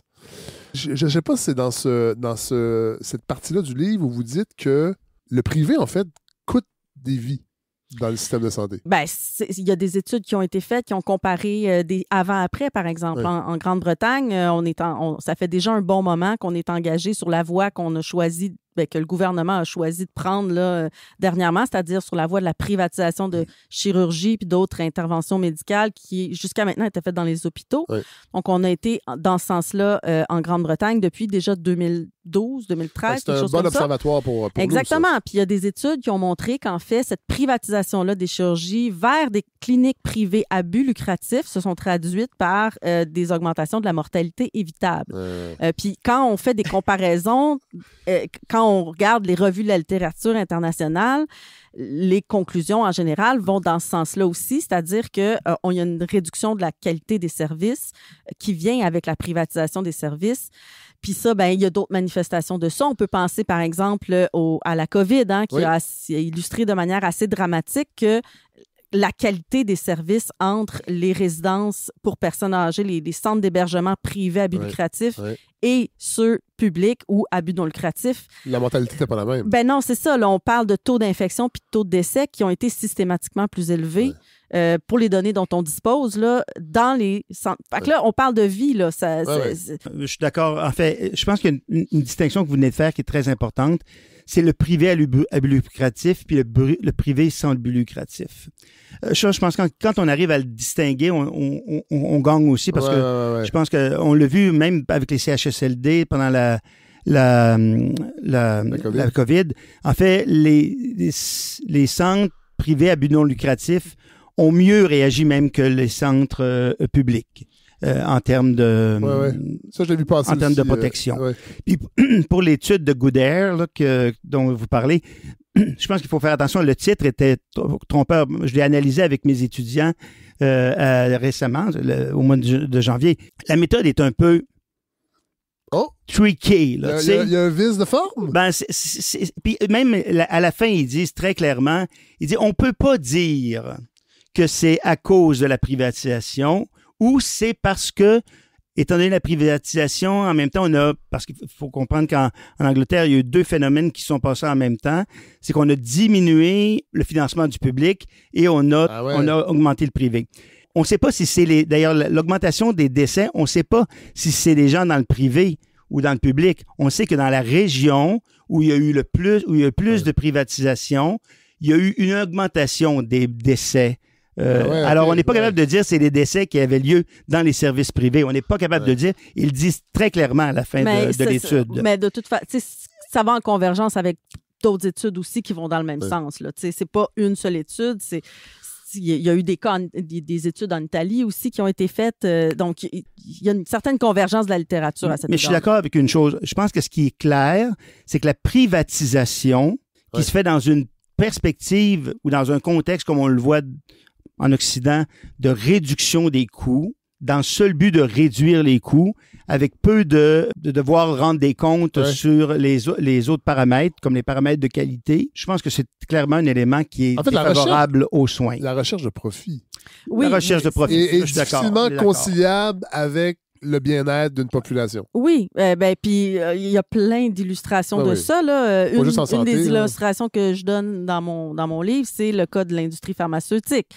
Je veux dire, l'industrie pharmaceutique, je veux pas vendre la mèche, là, mais leur objectif principal, c'est pas d'améliorer la santé des gens. Leur objectif, c'est de vendre des médicaments. Puis en fait, s'ils réussissaient à améliorer la santé des gens, ils se tireraient dans le pied. C'est ça, là. Parce que, je veux dire, ils réduiraient la demande. L'entreprise privée, son objectif, c'est de l'augmenter. En ce moment, les grandes firmes pharmaceutiques font l'objet de poursuites historiques d'une valeur de plusieurs milliards de dollars en raison du rôle actif qu'elles ont joué dans la crise des opioïdes qui tue annuellement des milliers de personnes ici au Canada. Les profits sur les vaccins pendant la COVID vont réussir à éponger les frais juridiques pour... Oui, c'est ça. Le vaccin, d'ailleurs, auquel des millions de personnes n'ont pas eu accès parce que la même industrie pharmaceutique a refusé de généraliser l'accès à ces médicaments-là qui sauvaient des vies, encore une fois.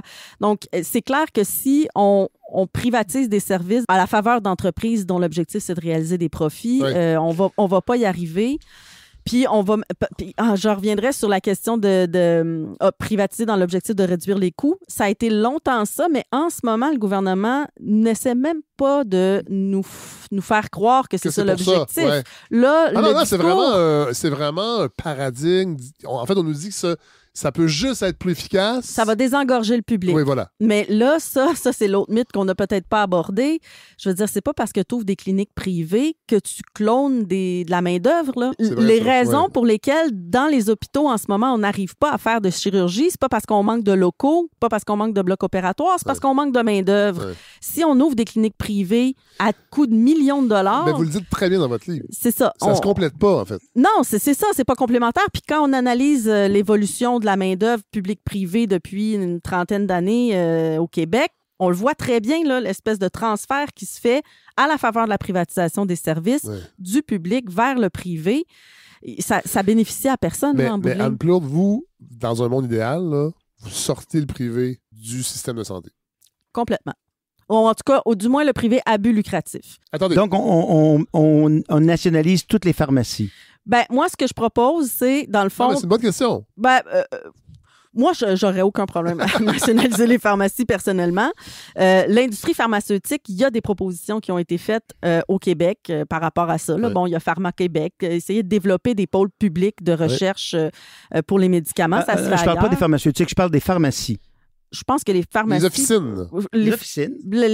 En fait, la proposition que je fais dans mon livre, c'est pour tous les services qui reçoivent du financement public, la condition doit être soit vous intégrez le réseau public, soit vous vous convertissez en organisme à but non lucratif, géré par un conseil d'administration démocratiquement élu et transparent, pour lesquels on a accès aux rapports financiers, etc. Donc, toutes les cliniques privées, y compris la rémunération médicale.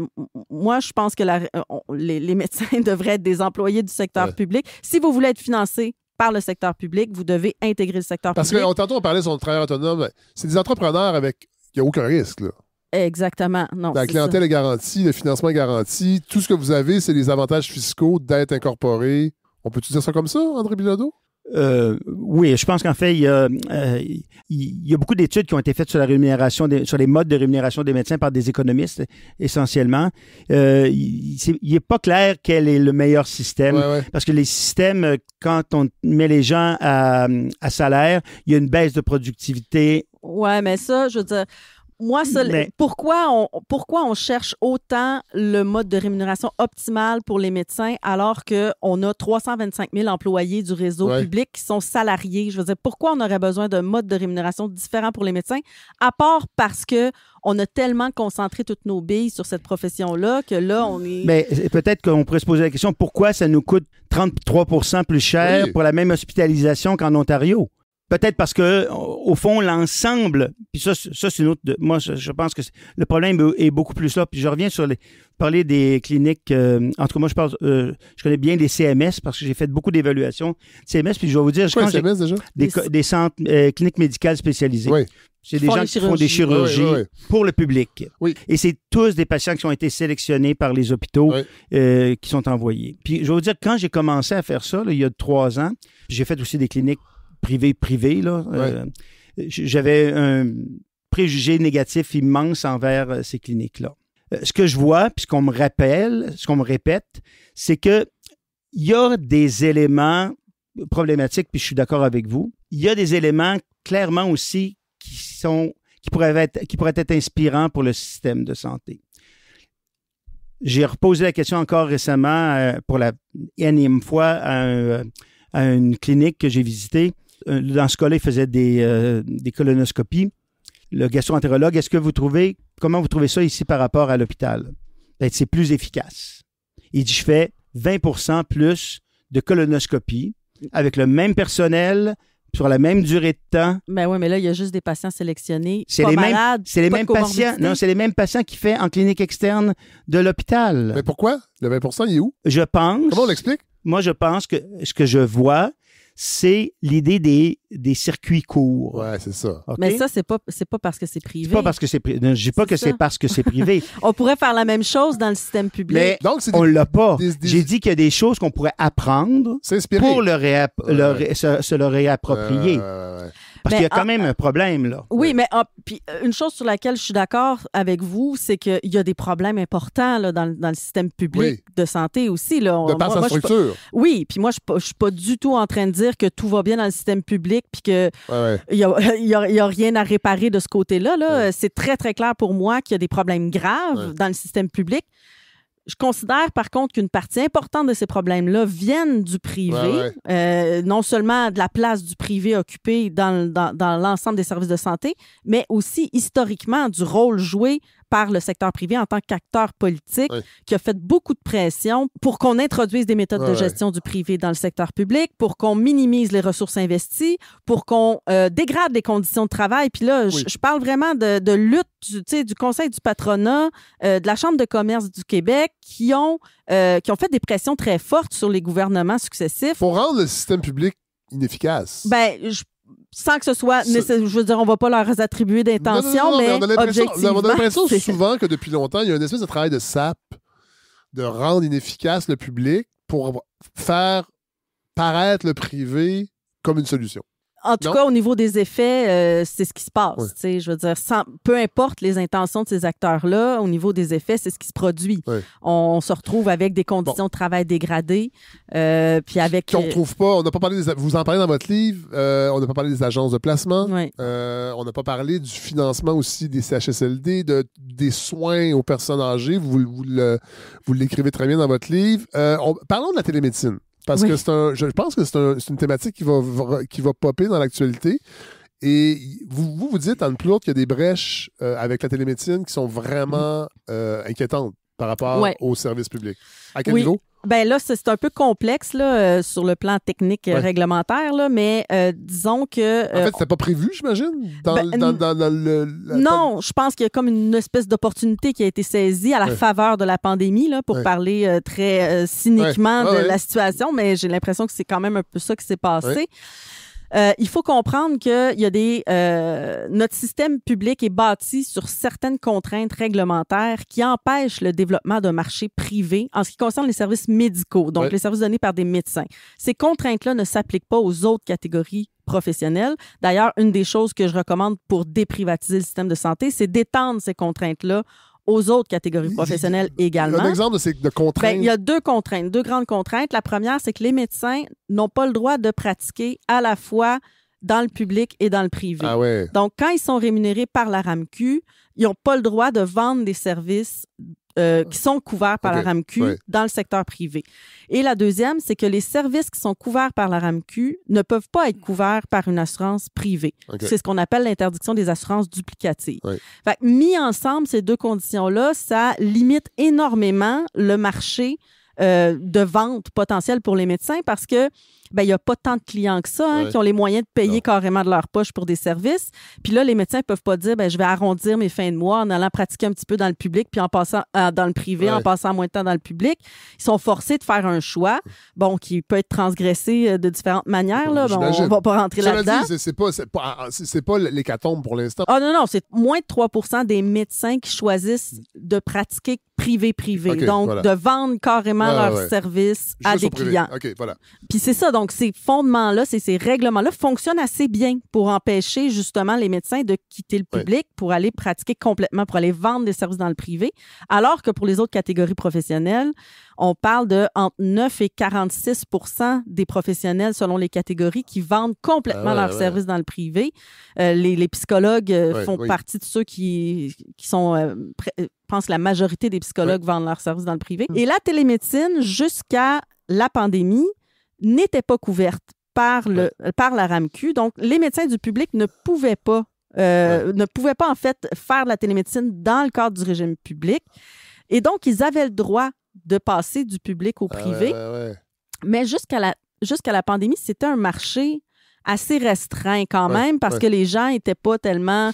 étaient plutôt réticents là, à passer par des plateformes web pour avoir... Et là, la pandémie a tout changé. Exactement. La pandémie a complètement bouleversé la perception des gens face à la télémédecine, a créé un marché énorme.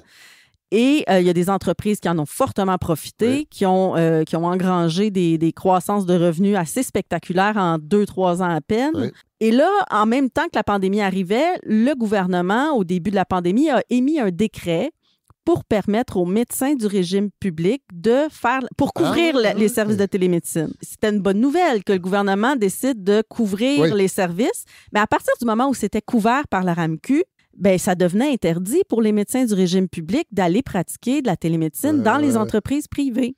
Et là, ce que le gouvernement a fait, plutôt que de refermer cette brèche réglementaire-là qui existait auparavant, il a décidé d'ouvrir les vannes et de permettre aux médecins de faire de la pratique mixte pour la télémédecine et aux assureurs privés de couvrir ces services-là. Et il a passé par voie réglementaire de manière très discrète. Il n'y a eu aucun débat public là-dessus. Ouais.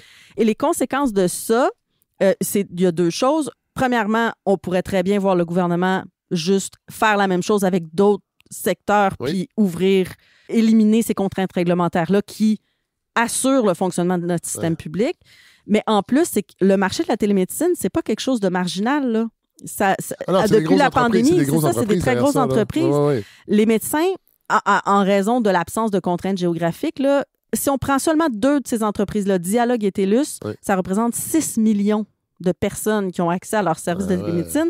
Un médecin qui souhaite aller offrir ses services dans un contexte comme ça, il va en avoir là, des clients. Là. Il n'en manquera pas. Là. Donc, il y a vraiment un... Puis, ça, c'est sans compter tous les enjeux liés à la qualité des services de télémédecine qui sont offerts dans un cadre privé. Il y a des normes là, qui ont été édictées par le ministère de la Santé et des Services sociaux pour la télémédecine dans le réseau public, mais ces normes-là ne vont pas s'appliquer dans les cliniques privées. Je vais vous dire, j'ai des amis libertariens, puis ils vont me dire que la compétition va tout régler. Ah oui?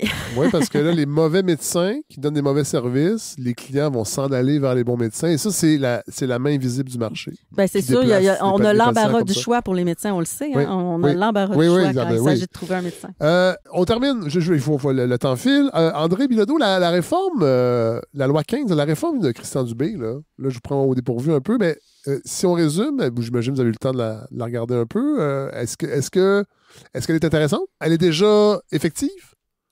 Non, pas vraiment, non. Parce qu'en fait, la loi est passée. Ils sont en train de constituer le fameux... le Top Gun, là? Le Top Gun. Ils vont trouver, mais ils vont surtout instituer, peu importe le Top Gun, la Santé Québec, qui va être l'agence, qui va créer la fameuse notion d'employeur unique.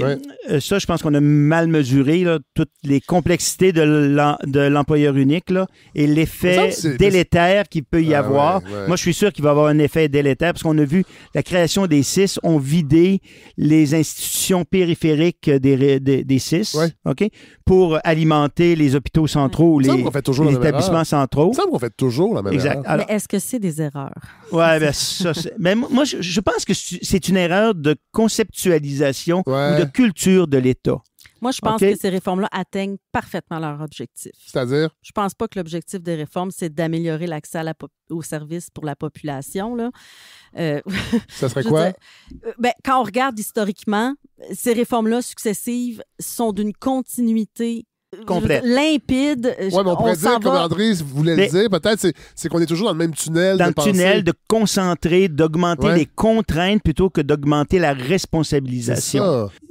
On passe à côté des problèmes majeurs. La centralisation, à mon avis, c'est l'élément le plus défavorable. Parce que je vous ai dit tantôt, j'ai l'impression que ce qui est efficace, puis on le voit, je reviens encore, je m'excuse, mais sur l'Allemagne, il n'y a pas de grand réseau, c'est des petits hôpitaux, des petites organisations locales, organisées avec leur propre conseil d'administration. Ils ont une structure assez particulière où les parties prenantes sont participantes à la gouvernance.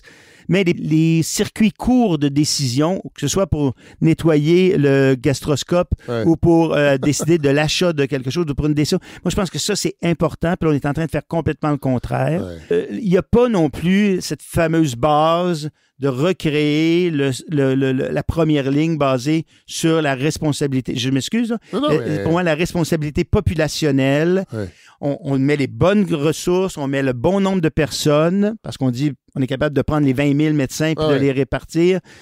On les rend responsables de prendre en charge cette population-là. Alors ça, on est passé à côté. C'était un peu l'idée qu'il y avait initialement en arrière de l'idée des CLSC. Exactement. Donc, on est aussi passé à côté de cette question. Est-ce que la Révolution tranquille, moi je l'ai déjà dit ici, là, j'ai cette impression-là que c'est une parenthèse dans ce qu'on est collectivement, là, et la création de la commission Castonguay-Neveu et la création des CLSC, ça fait partie de cette parenthèse-là. Est-ce qu'on est collectivement capable de gérer des systèmes comme ça? Puis là, je regarde l'éducation, je regarde la santé, je regarde... Bon, puis là, on a un passé catholique avec une structure sociale Puis ça fait pas si longtemps. On a l'impression que ça fait longtemps là, qu'on a mis ça de côté, le catholicisme. Ça fait pas longtemps là, sur une période historique. Puis des fois, je me demande si on n'est pas... Puis tu sais, le catholicisme, ça implique aussi une hiérarchie très forte avec un clergé. Bon, et des gens qui réfléchissent pas beaucoup à la base. On leur demande pas beaucoup. On permettait même pas aux gens de lire la Bible. Je sais qu'on n'est pas dans le religieux avec la santé, mais reste que j'ai l'impression que des fois, il y a des reliquats de cette organisation sociale qu'on n'a pas encore mis de côté, qui font en sorte qu'on a de la difficulté à voir autre chose. J'ai vraiment envie de répondre à ça. Là. Je sais pas si vous voulez. Vas-y, j'irai après. Peut-être que je me trompe là, dans mon intuition. Moi, ce que j'ai envie de dire, c'est qu'on est capable collectivement de gérer. Justement, on est capable si on redonne du pouvoir démocratique à la base. Puis ça, on l'a déjà... c'est pas arrivé souvent. Non, effectivement, c'est pas arrivé souvent, mais on l'a déjà fait. Puis la raison pour laquelle c'est plus comme ça, c'est pas parce qu'on n'était pas capable. Ouais. On le faisait très bien. C'est parce qu'il y a eu des pressions politiques très fortes qui sont venues, notamment du milieu des affaires, qui n'étaient pas tellement d'accord avec la démocratisation des services, qui n'étaient pas tellement d'accord avec le fait que la population ait des lieux de pouvoir pour défendre l'intégrité de ses services publics. Puis ça, j'invente pas ça. Non. On le voit dans les archives du mouvement du milieu des affaires. Puis on est encore là-dedans?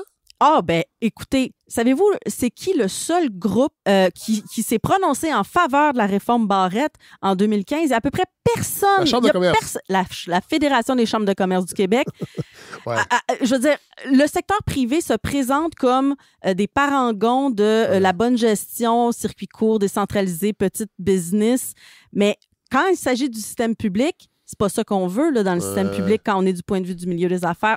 Puis la raison est assez simple. Hein? On a nationalisé le système public de santé contre la volonté du milieu des affaires. Et dès le lendemain de cette réforme-là, ils voulaient reprivatiser les services. Mais sur le terrain, dans chaque CLSC, dans chaque CHSLD, dans chaque hôpital, il y avait des conseils d'administration avec une population qui était là, qui était mobilisée, qui était au courant de ce qui se passait. Non, ça a duré de nombreuses années quand même. La fin de ça, là, c'est le début des fusions au début des années 2000. Là. Ah ouais, OK, quand même. Mais il y a quand même, dès le milieu des années 70, on a commencé à diluer ça, mais pendant longtemps, ça a été vraiment... C'est une lutte de classe. À mon avis, oui. À mon avis, oui. Puis quand je dis que les réformes atteignent leur objectif, c'est ce que je veux dire. Ouais. Je pense que... Puis ça aussi, je l'explique dans mon premier livre, Le capitalisme, c'est mauvais pour la santé. C'est pas une question de complot entre les élites politiques et les gens d'affaires. C'est une question de structure, la manière dont notre société fonctionne. Ça donne... le système capitaliste donne énormément de pouvoir, d'influence politique à ces groupes-là qui ont été capables de faire des pressions avec succès sur les gouvernements pour que des réformes successives soient faites dans leur intérêt, mais certainement pas dans l'intérêt de la population. Ben moi, je pense que tu as dit quelque chose qui est intéressant, puis j'avais jamais réfléchi ça comme ça, mais ça me frappe. Là. Au fond, il y a récemment, il y a quelqu'un qui a écrit un livre pour dire que les pays catholiques résistent mieux au mouvement woke que les pays protestants. Ouais. Mais il y a quelque chose que je retiens de la différence entre les deux. La notion de la politisation du domaine public est plus prégnant dans les anciens pays catholiques par rapport aux pays protestants. Ouais. Probablement à cause de cette structure-là que l'Église catholique a de façon différente de l'ensemble des églises protestantes. Les églises protestantes sont beaucoup plus décentralisées. Il n'y a pas de pape la plupart du temps.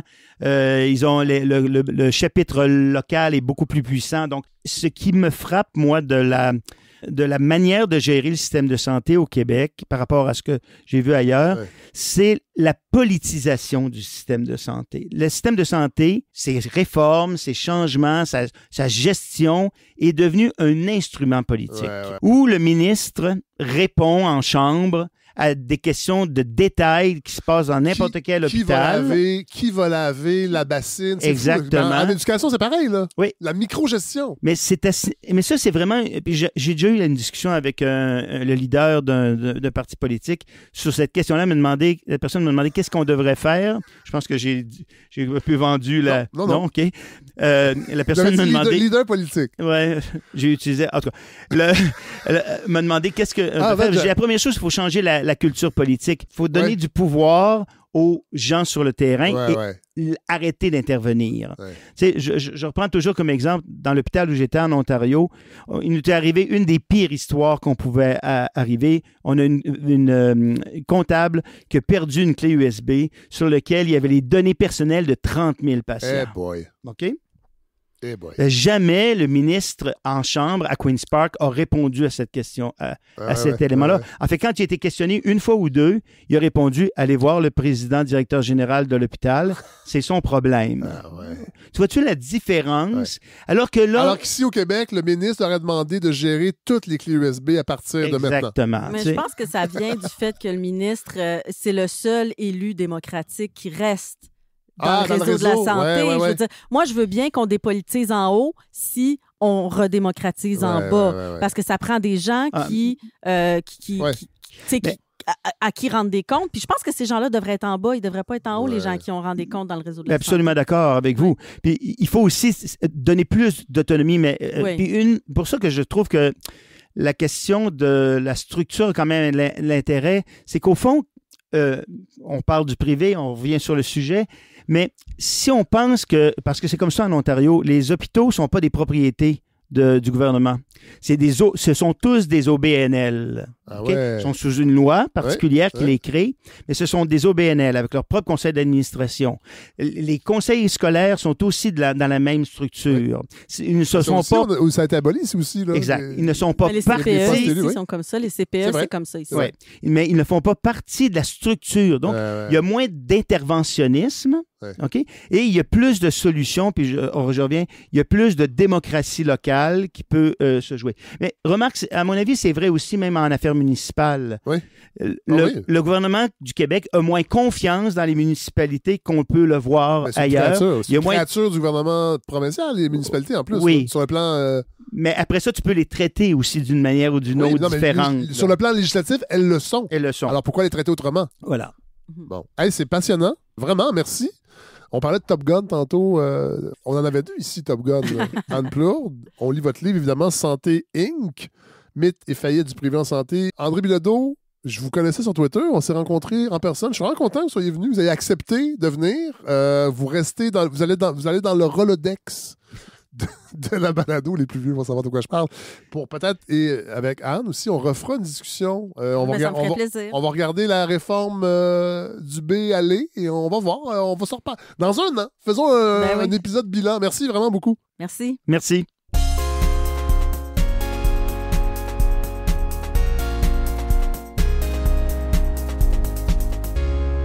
Voilà ce qui conclut ce 29e épisode. C'était passionnant. Merci Anne Plourde. Merci André Bilodeau pour cette discussion approfondie sur le système de santé, cette réflexion. On va peut-être les retrouver dans un an, comme on le disait à la fin. On va regarder ça évoluer. On va terminer en musique, bien sûr, avec... une chanson d'un groupe que je redécouvre avec beaucoup de plaisir. Je suis allé au Salon du collectionneur la semaine dernière à Saint-Hyacinthe. J'ai traîné ma blonde et Miville. Miville n'est pas difficile à traîner dans ces endroits-là. Les marchés aux puces, ils aiment bien ça parce qu'il y a toujours des kiosques avec des vieux Marvel, des vieux jouets qui sont évidemment souvent trop chers, puisque de collection, mais ça le fascine toujours. C'est un bon public pour les marchés aux puces et les brocantes. Là, c'est un salon du collectionneur. C'était comme un niveau plus élevé que le marché aux puces. C'était vraiment des gens où les kiosques étaient classés par thème. Il y avait vraiment de tout. Beaucoup, évidemment, de cartes de hockey, cartes de sport, magazines sportifs des années 60, 50, 60, 70. Ça m'interpelle moins. J'ai déjà aimé ça, les cartes de hockey, quand j'étais plus jeune, mais je les ai toutes données. J'ai donné au suivant, comme dirait Chantal Lacroix.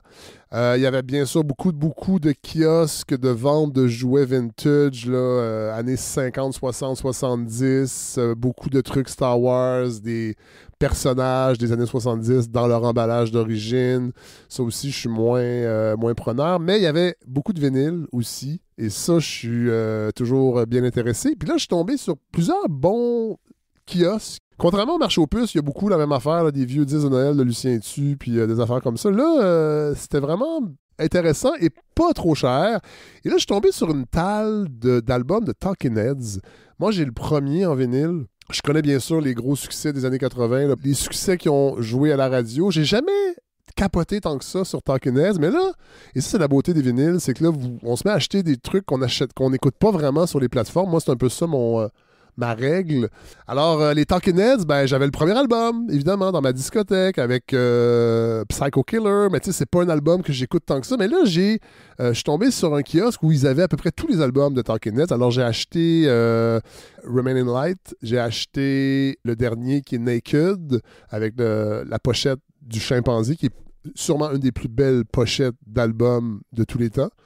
Et j'ai acheté Fear of Music, que je connaissais de nom seulement. J'avais déjà entendu Live During Wartime, parce que là-dessus, Zimbra, mais j'avais jamais porté attention à la musique des Talking Heads. Ça m'avait jamais rejoint tant que ça. Je trouvais ça froid, je trouvais ça un peu... je trouvais que ça voulait groover, mais que ça groovait pas tant que ça. Et là, cette semaine, j'ai dévoré les albums, je n'écoute que ça. Je pense que j'étais prêt. Je pense qu'il faut être éventuellement prêt à écouter la musique de David Burns et de ses comparses. Et j'ai vraiment beaucoup, beaucoup de plaisir. Et c'est une des chansons de ce 3e album studio de Talking Heads que je vous offre. La chanson Memories Can't Wait, que je connaissais déjà sans le savoir parce que le groupe Living Colour l'avait déjà reprise, mais moi je pensais que c'était une chanson des Living Colours. Et c'est drôle parce que cette semaine aussi, je voyais passer l'annonce qu'ils seront à Montréal. Je pense que c'est pour Heavy Montréal, le festival de Heavy, entre guillemets, parce qu'il n'y a pas juste du Heavy, mais ils sont en première partie de Extreme. Extreme qui nous avait offert, rappelez-vous, la chanson More Than Worthy. Bon, alors, je pense pas que je vais aller voir Extreme. Je trouve ça un peu cher comme prix d'admission pour juste aller voir la première partie. Mais ça m'a donné l'idée de vous offrir cette chanson-là, donc Memories Can Wait. Et c'est drôle parce que ça rejoint un peu un truc qui est sorti dans l'actualité, qui concerne un ami de la balado, Éric Bédard, l'historien, qu'on a déjà entendu à quelques fois ici, qui va piloter le nouveau projet de musée de l'histoire nationale du Québec, qui remplace l'espace bleu qui était prévu, je pense, dans la ville de Québec, de ce que je comprends. Ces espaces bleus qui ont été abandonnés, une des autres promesses de ce gouvernement qui ont été abandonnées. C'est drôle parce que cette semaine, Geneviève Guilbeault disait que le transport collectif, ce n'était pas une mission de l'État, évidemment. Quand vous avez un gouvernement qui est ancré dans des valeurs des années 60, le transport collectif, c'est comme une incongruité. Mais je me disais, on regarde ce qu'ils ont fait depuis qu'ils sont au pouvoir. La CAQ, il n'y a pas grand-chose, en fait, qu'ils sont capables de bien gérer, visiblement. Mais je pense que le transport collectif, c'est une mission de l'État, évidemment. Comme la santé. On en a parlé tantôt. Donc, Éric Bédard s'est annoncé, ce sera celui qui va diriger ce nouveau musée qui est bien sûr en continuité avec cette idée de nationalisme identitaire, de créer un récit national à partir de faits historiques. On salue Maxime Laprise qui devait être bien content aussi de cette nouvelle. Et j'ai reçu un autre auditeur m'a écrit pour m'envoyer des messages qu'il a reçus lui-même. Il est un peu dans ce milieu-là, histoire, muséologie, et il m'a envoyé un message de quelqu'un qui a travaillé sur l'espace bleu. Je vais vous lire le message parce que je pense que ça mérite attention.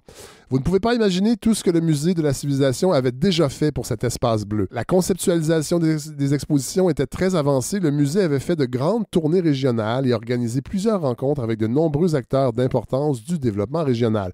L'argent et le temps engloutis par ce projet avorté sont incroyables. J'ai beaucoup d'empathie aujourd'hui pour les équipes du musée qui ont travaillé d'arrache-pied pour livrer une commande politique en forme de patate brûlante qui finalement leur glisse entre les doigts. On le savait dès le début que cette idée d'espace bleu, c'était un petit jouet du nationalisme identitaire de façade que la CAQ aime donc mettre de l'avant, parce que quand c'est le temps de loger les gens, quand c'est le temps de les soigner, quand c'est le temps de les éduquer, oups, ça on est moins là. On l'est avec des grands principes, mais on met des gens comme Bernard Drinville qui, visiblement, ne fait qu'accuser les immigrants ces temps-ci pour tous les maux de l'école publique. Mais on met des énergies pour créer un récit national, pour satisfaire l'anxiété collective que plusieurs de nos compatriotes entretiennent. Alors voilà, je sais qu'Éric écoute la balado. J'imagine qu'il sera plus ou moins d'accord avec, avec mon idée de ces patentes à gosses nationalistes de musées nationaux, d'histoire nationale. Il viendra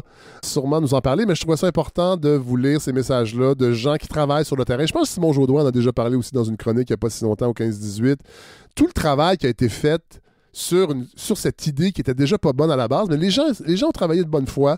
Dans les régions aussi, et là, on centralise encore tout ça, et c'est encore une décision qui vient d'en haut. On fait un virage à 180 degrés.